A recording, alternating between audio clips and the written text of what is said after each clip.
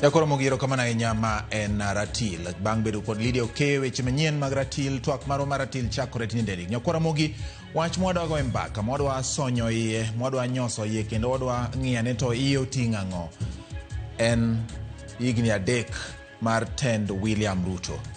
Higni 3 gi osenyuolo lemo mage, higni 3 gi osekelo oro mane, higni 3 gi chandruok mage mpod jopiny nitiere godo koluwore kod singo mane jatend piny otimo kata chiwo ne oganda jo Kenya nobiro rakore godo kumiga achiel e kinde ma chien kucha manen jalupne mabende nothich oko Rigathi Gachagua nokoni sirikal dwaro higni 3 eka mondo gik moko chak ringo. Diponi mane en wacha koso nitiere gik mosechako ringo adier ma jopiny nyalo chung' katimo nendgi e nyim oganda. Machiegni an kod wenda e ut lu 3 mwadhi godo mbaka kawaingo kata wang'iyo higni 3 mag tend William Ruto. Ramogi an kod Salim Odeny ma en wakili, wan kod studio ka chiel kod Ondiek ma en jakom mar duond bura mar PPA kata Progressive Plus Alliance. En bende wan kod ka chiel kod Obuya ma jakom mar duond bura mar UDA county ma Homa Bay. Wan kod studio mar Roma Kisumu.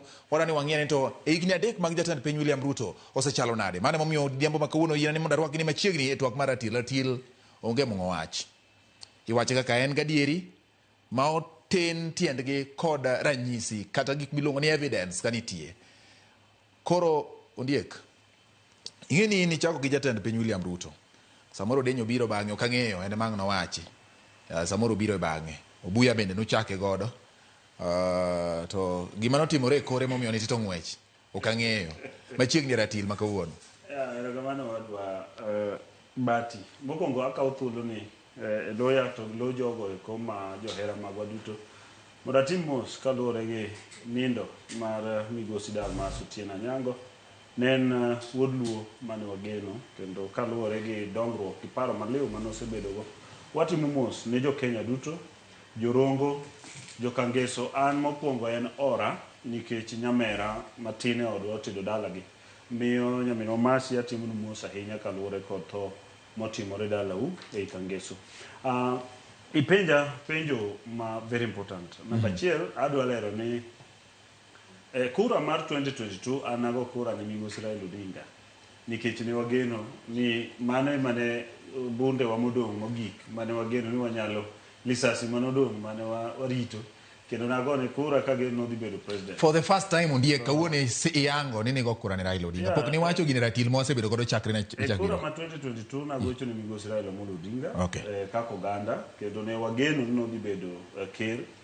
Bang' mano aparo na nyiso gimomiyo nadhi ariwora gi William Ruto. An ariwora gi William Ruto ok nikech ni nahere as a president but nahero the fact ni no kao owadwa miluongo Dr. Raymond Omolo idala ma Kibiri Ward moketo PS mar interior kendo nowacho ni fine ko ng'at mosegeno ni onyalo tiyo kodwa kendo onyalo tiyo go oganda ma joluo wan wadhi riwe lwedo. En mane mano wacho niya wakaw oganda mondo wakel gi but sirikal nikech wasebedo kwa bakidi oko to ok wabitende ka gi sirikal. Mane momiyo wan gi Kennedy Obuya kendo amor ni wan kod Twak kwa analyze 3 years ne wakwayo jowa ni mondo wayie wabeduru machiegni gi sirikal wawere gi mar Odeny gini mani bae kidi gi sufria e wicha.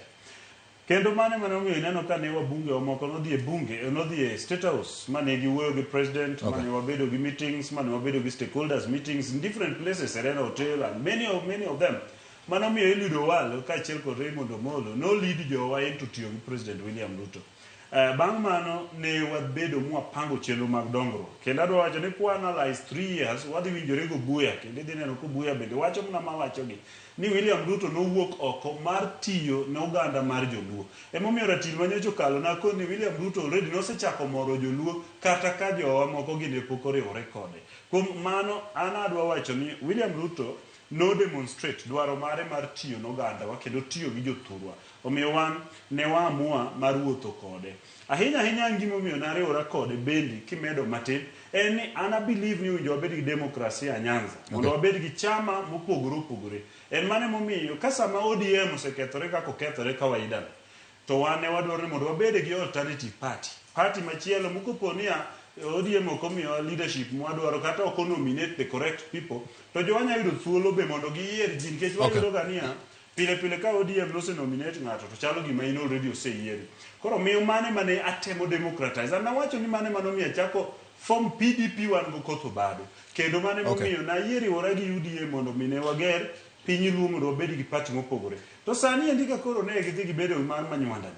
Anawacho ni chenro mara mar democratizing Nyanza podhi manyime emomiyo kawuono iluonga ni jakom mar Progress Plus Alliance Party nikech akelo party machielo nikech UDA to serwere gi ODM Obuya gi Salim no wado kachiel kai mango pogre kod but about William Ruto anya ng'iyo jokanyana ma wacho ni William Ruto kaka president oseyie mar gero thurwa kendo miyo every stage anya bedo ni an gi party na ODM nigi party gi Obuya nigi UDA ne but the truth is William Ruto is a president makawa ng'iyo the track record mare especially in our region monagiwa kichako Bondo kichako Siaya midhi Kisumu midonjo Homa Bay midonjo Migori to lembe nenore ang'ienga manyiso ni en president ma iga dek gi to jothurwa to segero malo kako segero kuonde moko nikech king'iyo kata record mar visits mage mosebedo godo Nyanza wa osebedo mang'eny mogik magara juma mnyo watieko no athuro kumano igni adek ma William Ruto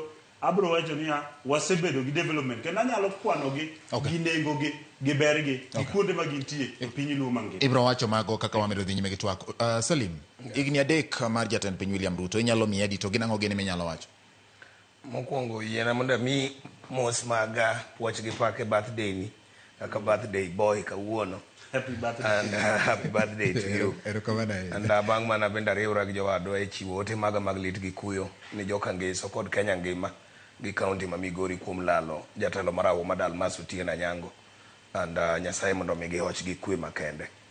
Ka duoge wach mar higni adek mag ker anyalo wacho ni nitie transformation malach mosetimore nyaka nye William Ruto beda president mapacho ka. Nitiere gige mang'eny moloko manyok ne nitie chien kacha.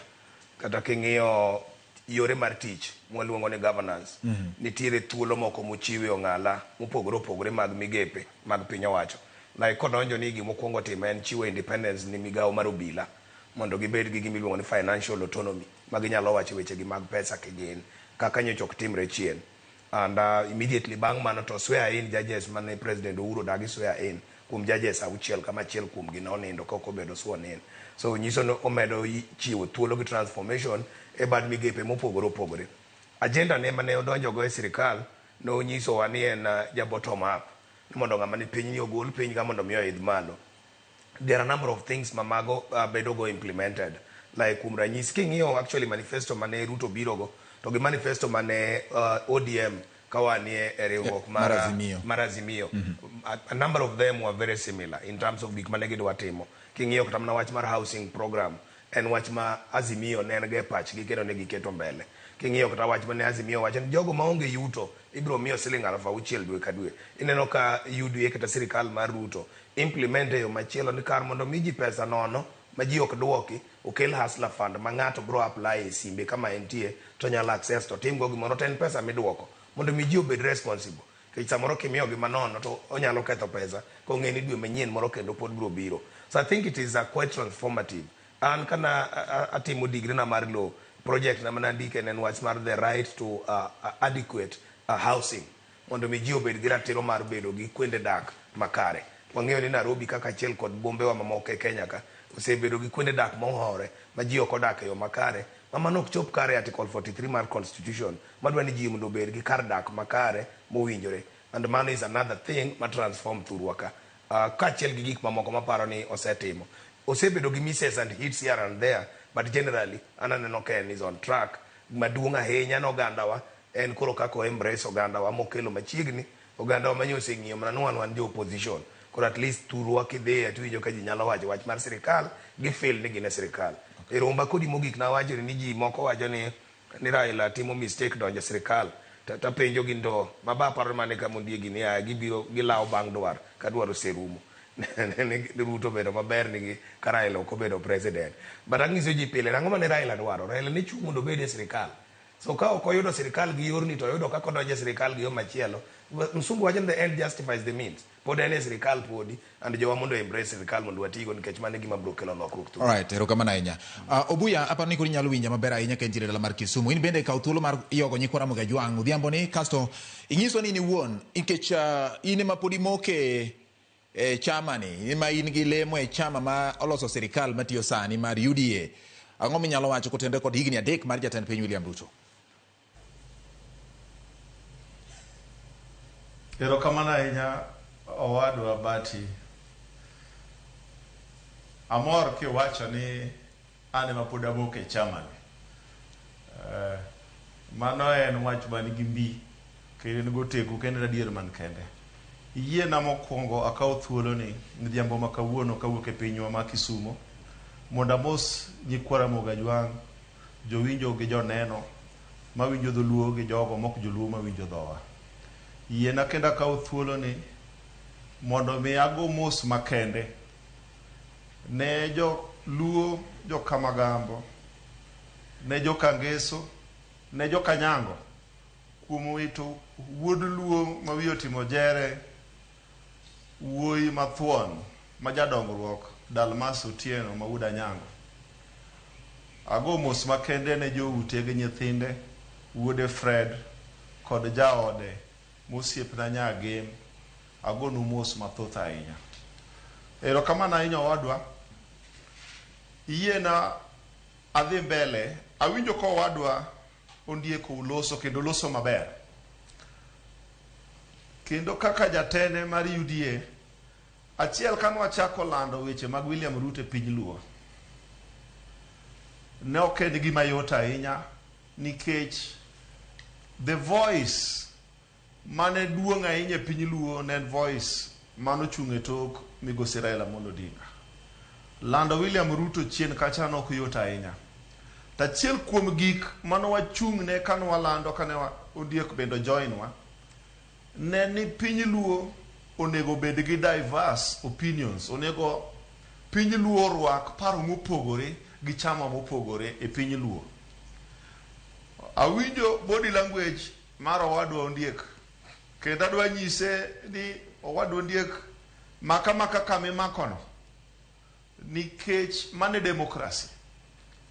To kendo body language mari aneno ka chalo gimidwa timo kodwa coalition mbele ka gi chama mari waruaki kendo kamano en paro maber. Donja e chama ni no tigere iwuog gi jopiny. Wan bende yudi waka wamaka motegno kendo amor gi owadwa wakili Odeny. Odeny owacho ni blueprint mar manifesto mar Kenya Kwanza gi mar Azimio en copy and paste. Wan sani gi mwanalo wacho ni joluo itigi oseyawore owadwa Bati. Jaluo sani wan wamedo mana jiwogi ni the best thing motimore piny luo kata Kenya ka en broad based. Wan kaka jo UDA we read the same script gi party leader marwa men Dr. William Ruto mar riwo jo Kenya. To kwanyadhi riwo jo Kenya Nairobi gi kuonde moko kok wanyari riwo jo Kenya e piny luo Nyanza ka. An kaka ja UDA mochung' ne UDA county mar Homa Bay gi kuonde mamoko mapok otimo yiero, adwa wacho kaka wuod luo ni jo luo useneno ka William Ruto timo achiel ariyo adek. Affordable housing, barabara, ndiko jopuonj. Sani waneno kokelwa tije mag vijana kod mamoko.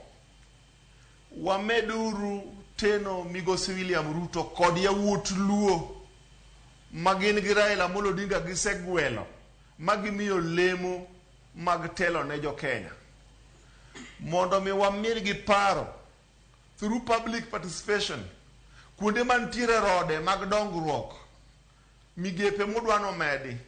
Wan jo piny kachiel gi jotendwa mwayiere piny luo ka wang'ad rieko mondo wabed gi proposals mag kelo service delivery machiegni gi joluo gi jo Kenya. An gi mor gi ilo kaka jaluo matiyo e sirikand William Ruto ni jodhoudi mamoko gi jotelo mawuok kuonde moko osechako neno nyiego ni e piny Luo ka bende sani sirikal odewo kendo ng'iyo gi wang' mobuon mar dongruok. Erokamano ahinya. Owadwa aweyo ne owetega man kanyo nafas bondo gole pachgi an kawuono ni ajiwa owadwa Bati. Erokamano ahinya Kennedy Obuya. Nikech gin erokamano ahinya. Pod wach biro duogo ni gini en anyoluoro oluoro kode. Odeny wacho ni nitiere Mrs. Gimi wacho ni kun moko ma samoro pod ok odhi kare. To ng'eny kaluwore kodi nitiere mosedhi kare kendo mano chalre kod manitiere e Azimio. Gin ang'o gini mapok odhi kare? Mano winjo bed ni jatend piny nyalo tweyo mapiyo piyo mondo Kenya obed mongiro, nikech king'iyo ten William Ruto ema noyudo kowit oko paro mar chik mar omenda magana 240 miluongo ni finance bill, ma bende noduoko kata mana sirikal chien mondo ging'in to higni mokalo oseti kod yo mare mar choko mag omenda. Masomoro jomoko ne wacho ni itiyo kod paro mar chik omenda magana 223, jomoko bende wacho ni mano bende owinjo bed ni itiyo gi magana 222. Ma kane ng'iyo malong'o to samoro dongruok mar piny gi lek mar piny nosesudo higa achiel kata higni 2 mbele, ma samoro nok onyal luwore ahinya gi dwaro mar piny gi e kindeno. E kinde tend William Ruto bende mang'uro osebede mopogore opogore e weche mag rocho ratiro mag oganda kotenre kod moko kuom teko mathoth manitiyo godo gobila ka jodolo ng'ur, riwruoge mopogore opogore makendo ratiro mag oganda ng'ur e weche machal kamagi. E higni 3 mag jatend piny William Ruto, gin ang'o gini mineno ka samoro nyaka koro oywa wiye kodhi mbele nikech pod en ema en e telo? Ya aparo ni moko kuom gik ma ok osewuok makare, achiel en chiko it mondo kaw paro mar japiny e yo makare ma wadwa Obuya wuoye wach mar public participation mondo mi osom rieko kuom japiny mondo mi pach japiny mondo obed ka gima informed decision matimore. Lweny menyo wabedo go gi Gen Z last year was generally around that.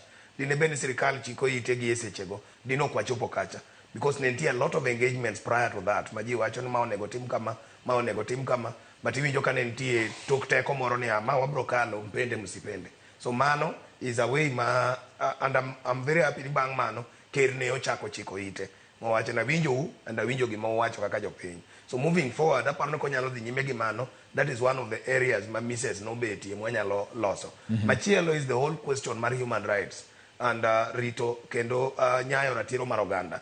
Kanyo be ok osewuok maber nikech obila osetiyo gi teko mathoth ahinya e thiro ratiro mar ji kendo e ketho ratiro mar oganda. Wanyalo paro nek mosetimre mang'eny majorly e police stations kata kwen mopogore opogore mamiyo police bedo gi teko mang'eny ahinya, and mae en gima ng'eny. There's a lot of things matimore especially kotelne kod jagoro mongirore migawo mar arita mapacho ka moluor Dr. Raymond Omolo kaachiel kod jatend migape mosetiyo go chiegni 2 gisebedo gi agenda mar transforming police mondo police oaye wach mar police force, police obiye police service mondo ging'e ni gin utumishi ni jopiny, ok gin force mathiro kata madiyo jopiny. So I think that's another area monego bed ni telo ni ng'iyo kabisa, and I'm very happy ni jatend migawo makanyo kaachiel gi PS ka gitudore motegno, they will be able to transform police mondo mi police obed ng'ama nyalo rito ratiro mar oganda mondo mi gik moko wuog kare. So I think mano kaachiel kod mamoko matindo tindo have been some of the misses,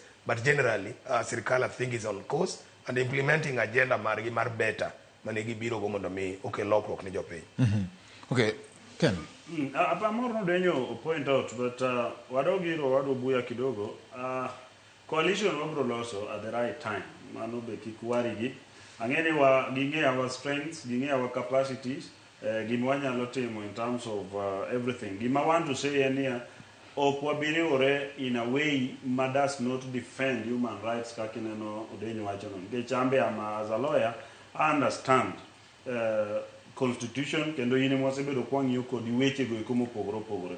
Ana adwa wacho kendo for the record ni kanitiere president e piny Kenya ka mosenyiso willingness mar tiyo gi oganda wa majoluo to en William Ruto. Kendo nase wacho ni kanitie reason moro momiyo winja nyadhi a campaign kata ne William Ruto kadwaro ni mondo yud tam mar 2 en ni nyaka convince jothurwa ni dongruok nochako miyowa kata kapok euphoria marwa mineno sani nitie ni obiro.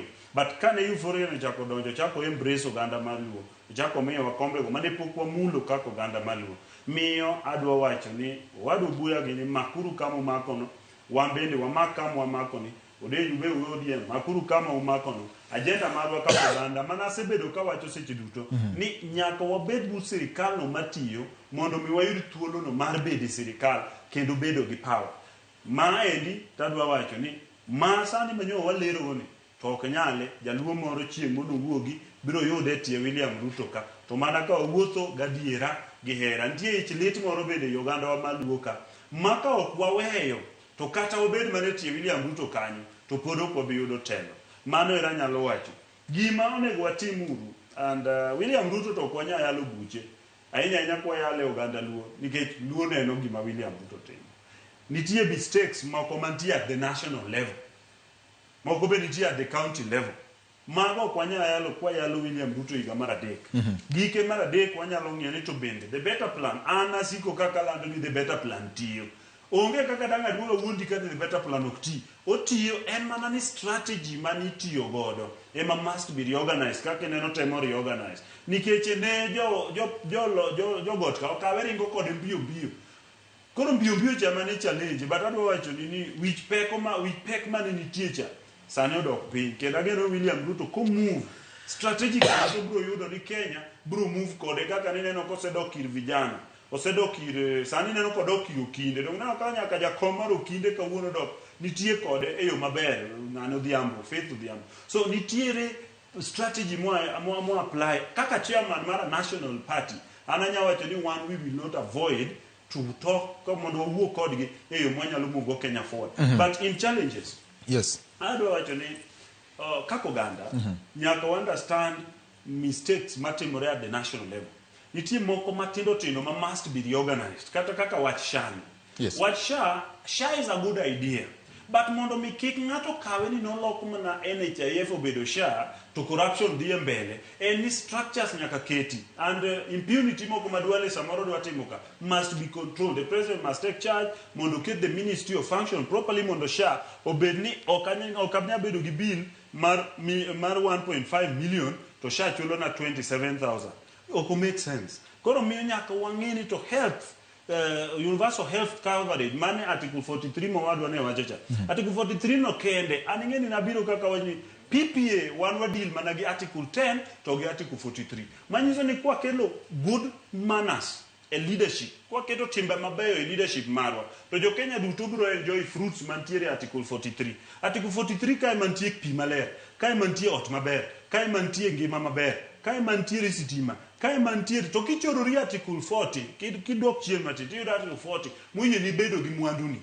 manyiso ni kata sa ng'anyo nitie mwanduni ok nyal ng'ato biketho nikech police koro ok en force obedo service manyalo contain jok mang'anyo yo man gi kwe mondo mikigi bakite matoyo kiyo mano nyiso ni transformation mi jowadwa Dr. Raymond Omolo giri kelo in the ministry mar interior and a focal point but gima duong' madwa nyiso gandawa an wach William Ruto kayal nikech otiyo ng'ama ok ne nikech kara kidhi thuchewa mag counties wa governors wa ok ti maber to William Ruto matiyonwa so mano ok en for the day today wadwa wacho ni William Ruto health coverage osechako ne en gi ng'ikruok an mana biro ka defend shaka ndalo mane nduku gini goya ni shago ok ti ing'egi so notiyo then otiyo sani police chako bedo service in as much as pod ginya harass ji left right and center tiyudo ka it is becoming a service then mara day iyudo ni construction mar roads manuchung stall sani yudoni they are picked up and they are moving on ibro nitie roads ma currently working gima dwa kwero gi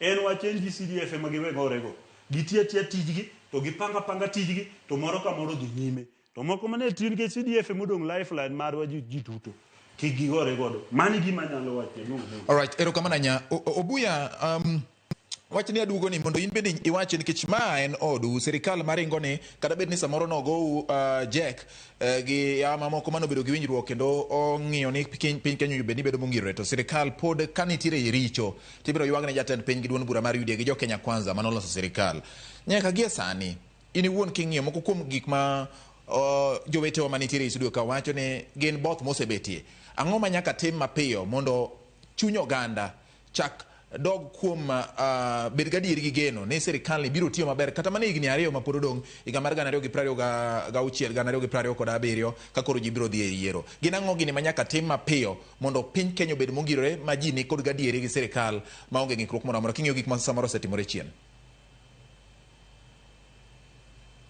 Erokamano ahinya owadwa Bati.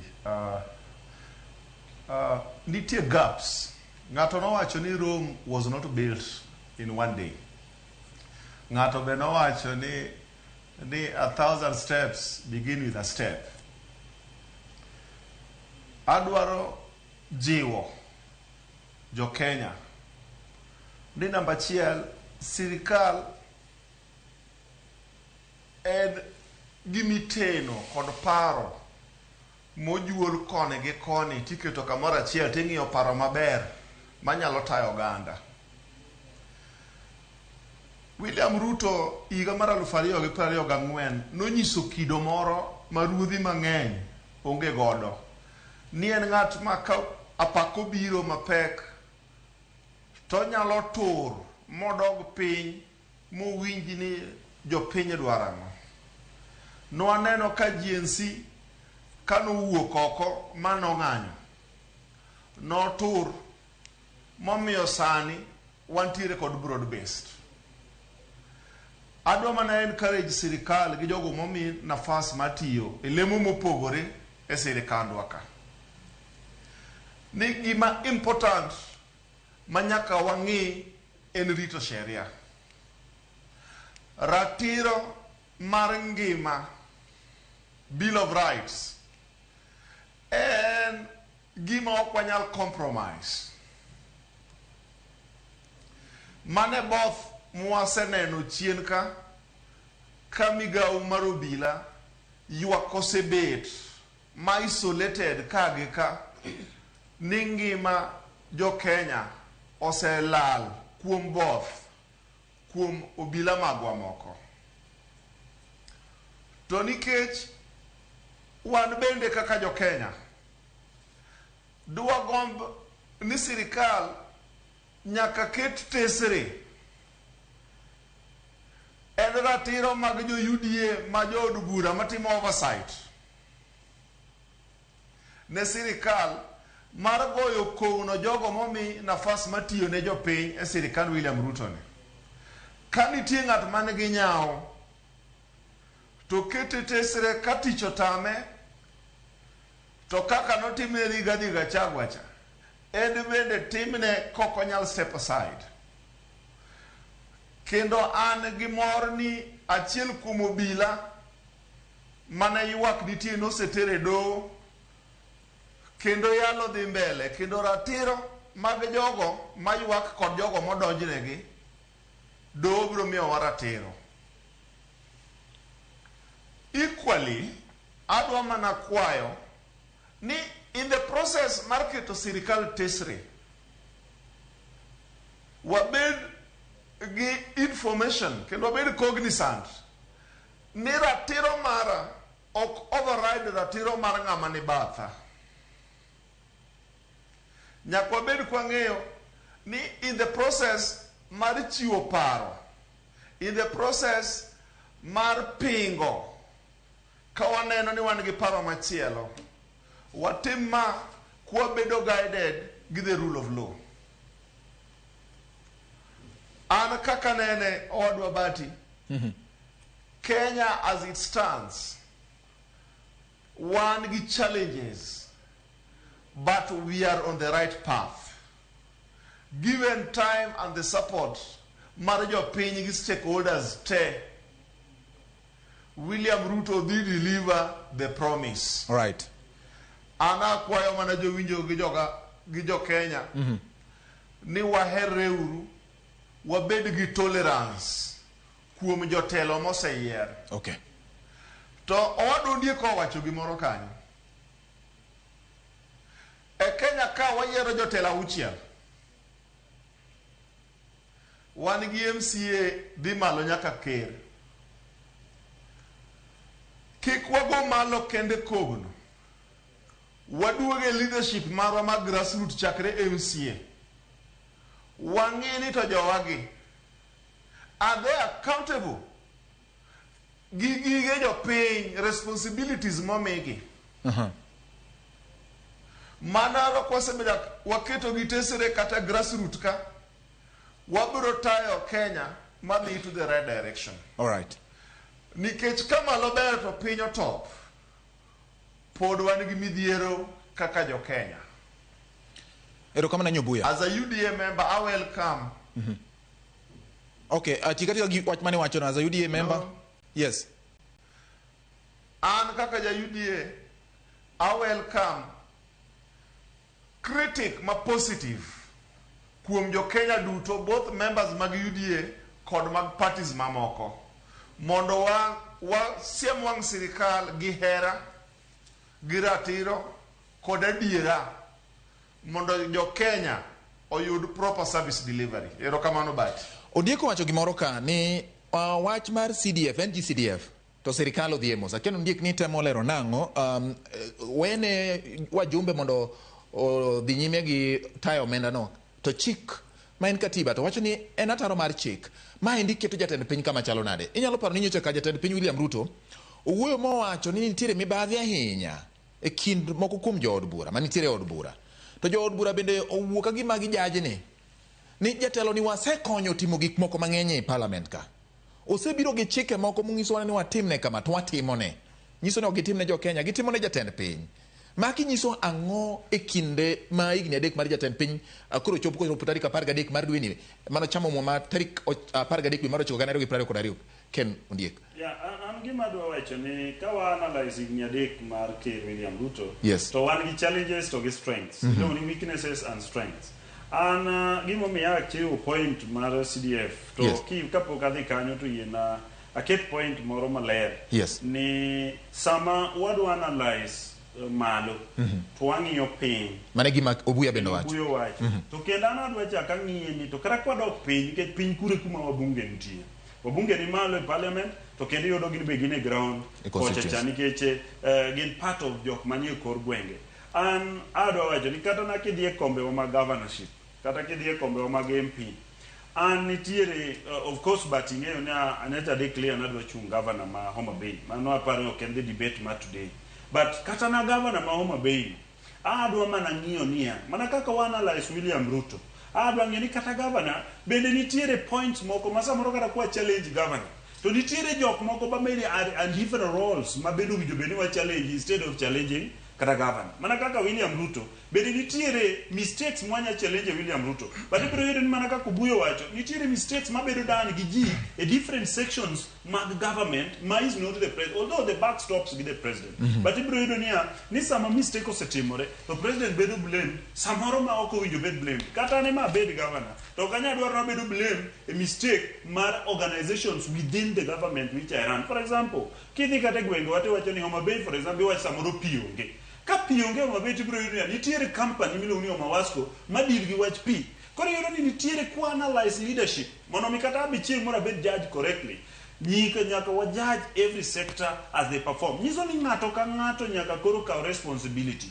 Samwa dwa judge president, wamor ni wapako Dr. Raymond Omolo gi reorganizations mokelo magikele ministry mar interior. Yes. But tibiro yudo samoro adenduale mes president kor shakocha.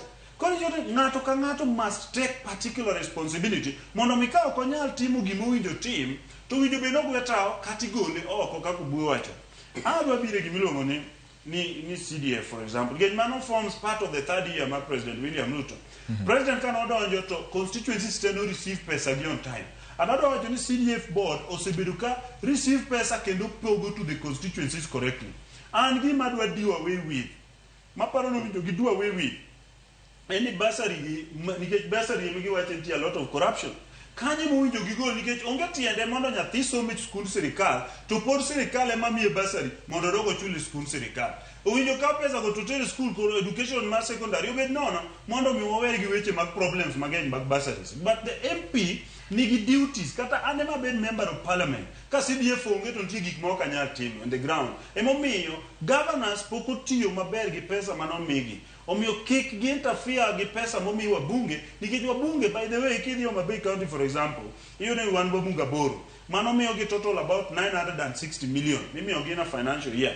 Tiyudo ni county government omi 12 billion. So an sama pod abro, okay fine, adhi piem gi Gladys, but nitie kama abro protected. Abro protected kawacho niya, ni jok ma serve owinjo bed ni serve correctly mondo mi ok obed gi mistakes moko mi ijajo godo government. Kik expose government mare. Kik mi government bed easily challengeable. Nikech wabro challenge based on that. But gima dwa wacho about CDF kapok aweno den. Yes. Gimoro miwacho ni MPs ok owinjo bed implementing. Gima timore CDF kama. Wejo kanyanam kawuono anyisgi. Jakom samoro wacho ni edhi mung'e devolution, to but samoro be jakom kier. Nikeche NGCDF is a board. A board nitiere gi jomi luongo ni fund managers, fund account managers at the constituency level. Jogi eki mar in charge of implementation. The MP tinde en part of it nikech en a representative of the people. Kata kama noketo MP's patron no goal into 2015. Koro nyiso ni kata patron ok gin patron kawuono. Gin ginyalo mabedo in charge of electing, maybe selecting, get represent the interest of the people. To ok ni gin ema gin in charge of implementation of that fund. Koro yudo ni MP nyalo mana wacho fine, consider na skundni for this thing. Consider na this child, nikech en very needy for this bursary. Talk ni gine ma gin in charge. Ngama is in charge of CDF and fund accounts manager to the constituency CDF committee. Mabedo appointed under public participation, makidie constituency to constituency, to representatives mark every ward to give every region in that committee. Koro kik jakom wuond jothurwa. Yani wageno wachne, but katori yambo. Owinjo we jothurwa samoro bo pare kendgi, ok en kende man gi monopoli mar rieko. Gima timore niya, MPs are not implementing. Ok gi implement, gina and part of a team ma implement, nikech mano is within his constituency and not a representative duty mare kaka member mar parliament. Yes, Wakil Odeny. Apogra gi Kennedy malach kabisa. Ma ok en kata wach jakom Raila Odinga kende. En wach ma courts osewuoye nyadinoya kabisa. The involvement of member of parliament in that fund in the executive manner, my implementation is unconstitutional. Oginya bero ni gin magitimo oversight to kendo gin magichako gi implement. Gimo wachi no gi implement uwuondi. Namo wacho miluongo sami wuoya ling. Sami wuoya ling kabisa okaka ok da thuolo ni ngada matin. Namo luongo ni fund accounts manager en an AI holder. That person does not dictate anything in that constituency. Okonya biro bondowa mo wacho no dwano ger school makama. He has nothing onge gimo implement.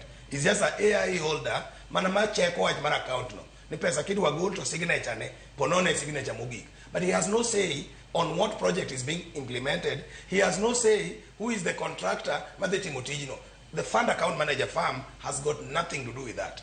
So ngama implement gini. Normally the rule mar benefit is very clear. If you want to know ngama draw benefit, goal gima team reno. Onene ngama yuak. Sasa mo wachi ni golo CDF okwane ngama yuak mpogore gi MP. MP ma yuak nyiso ni en emo draw benefit from that fund. Enemo yudo ber. Enemo yudo ber mar this fund. Enemo implement this fund. Emo mio sasa mo wachi ni gole ngama ganga ngama dwa amend constitution en mjumbe. And my interject. Point of order wada. Gima mi mbunge ema yuak sama idwa goal CDF. Any mbunge nigi gimino representative duty. But you have a contribution. Adimitu Obuya. Representative duty. Yes. Represent ongeyo ni anyuola makama nigi nyathi machande machal. Ipani fund manager. Ipani fund manager mar constituency kia. Jogi ok nyis jo adier ni ngama chung implementation. AI holder ok en MP.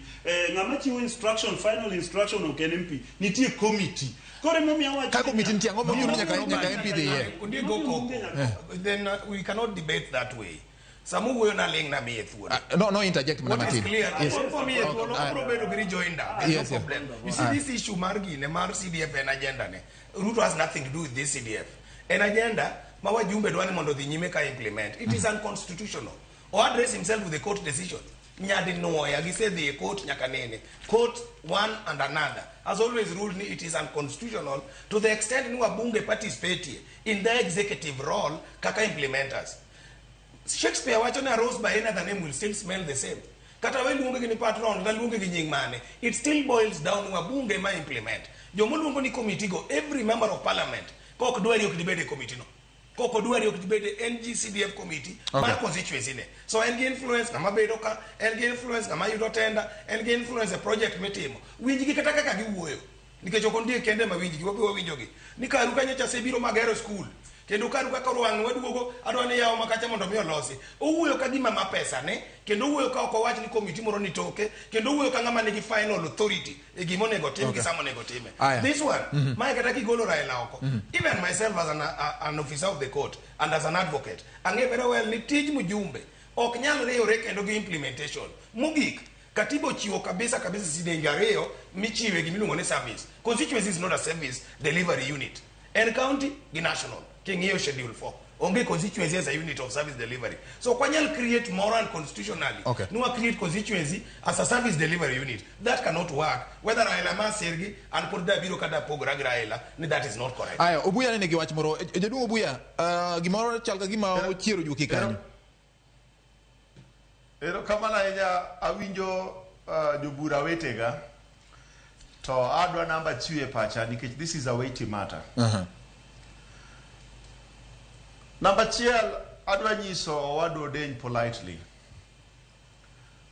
Ni tij wabunge ok en oversight kende. They also represent their constituents. Adwa kwayo kama. Ni jakom nigi ratiro mare mar chiwo paro mondo mi CDF gole lwet wabunge. To kama gwinyora kode matin, asire bata gwinyora kode matin kama. Ni in an event, nwadwa kao pesa mar CDF, ni wadwa miyo governors, county governments. We may end up creating gods. Governors nyalo bedo extremely too powerful, to nyalo bedo marach, ni jotelo mamoko. Nyalo bet ni governors bedo too powerful makoro ka in MP, in MCA, in senator, talk in a good books gi governor. Meaning ni area me ay kata jopi represent. Nyalo thoka matian. Ana gombo ni kaponi gini by consensus ma majority ma Kenyans. Ni NDCDF igolo. To gole talk ni terene county governments. Gole to terene skunde direct. Mondo jopuonj gi management mag schools omiye nyithindo gi beneficiaries directly. Nikech king'iyo was wan gi division of funds. Okinyal goro pesa mose bedo divided. Mama county governments nigi magi. National government, nikech kwa Mr. Olagal watch, tier board ma manage independently CDF. Yes. And the information that I have, the members of parliament, their main job as patrons is to oversee. And also to represent nikech the power. Jopinyo miyo mana elected leaders. Emwamiyo mandate mar act on our behalf. Ero kama nanya Ken Obuya. Aparo ni manu bende kapo katieko bati. Tiekatika nikech manu bende wach mogik, yes. Katieko tiyena ayudo report moro maber kuom jowinjo magwa. Owadwa Evans Sasiyo wacho ni barabara ma Adiedo kochomo Karabok dalagi kochomo Ikanyaluo William Ruto tiyo kabisa go erokamano. To e piny Karungu bende jaduong' Awino Keno bende wacho ni yo mochomo golo buok moasori madhi Magunga. Erokamano.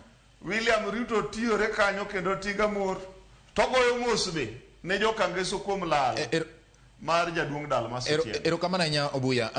Odeny, wati katika wachachiel minyalo weye godo oganda kata lik madier kaka ja Kenya neno ni eiga chiel ginus modong kata igni ariyo makoro donge mai gik manyaka tim mondo sirikal omed bedo mongirore kendo kik both mbose bedo chien onen kendo. Ase wacho ni kanya dino kabiro kani wach ma Yesu wacho mar divai manyien miyo lendede moti. wabed gi faithful implementation mar katiba mondo sirikal adhere kabisa to the implementation of the constitution e yo ma faithful maratiro en mise maber ma kawaluwo to wabiro bedo kare. Gik mang'eny mathagowa gi en nadwaro kwepo katiba mondo mi kik walu katiba kaka en, kata kuom ranyisi wach mineno mwawuoye kae mar kia CDM gang'o ginigi, kwaluwo katiba kaka en kaka court ose pronounce will not have any problem. So kik wabed gi shortcuts e wach mar katiba, wa implemente, warit ratiro mar oganda and oganda wa majoka nyanam to wang'e maber ni mana kaka owadu Ondiek owacho ni onge sirikal mosebedo kodwa machiegni ahinya kata mosenyiso bedo machiegni kodwa maingo mar William Samoei Ruto ni. Koro wabed abeda kode kodwa mwarito ja samoro nyalo we moko chwe to gima nyidho ni mae mondo wakomi mondo giwa losre wadhi nyime kaka joka nyanam. Erokamano ahinya wakili Odeny. Ondiek katika second matima. But anado wacho ni kwaluwo katiba kako wado Odeny kete kaka an wakili ben wakili gima nyaka wang'e niya kalero mogik kar CDF no. Watie katika CDF ok en part of fourth schedule. Wang'eyo services mobedo devolved. Kap CDF poko bedo devolved constitutionally to nyaka wa allow the board to run mana kaka Ken Habitio, kaka Kera tiyo, kaka Kura tiyo, kaka Sha tiyo, gitegiran gigegi. Gima dwa wacho ne oganda wania. Yes. An gilek na maduong' mapoda sikanwayo. Eni mondo wabed gi demokrasia e pinywa ma Nyanza.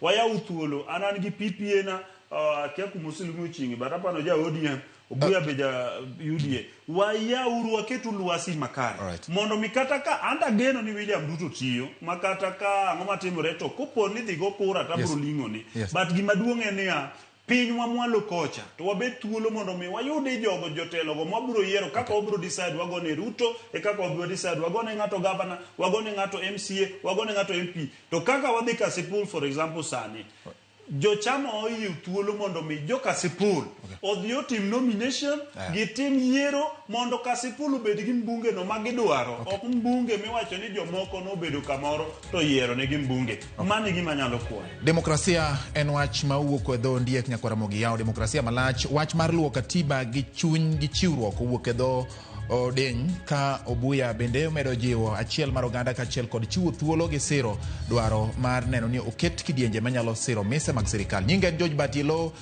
yawut luo mobiro kendo twak kodwa ratil makawuono ka wang'e higni 3 mar jatend piny William Ruto oriti masani.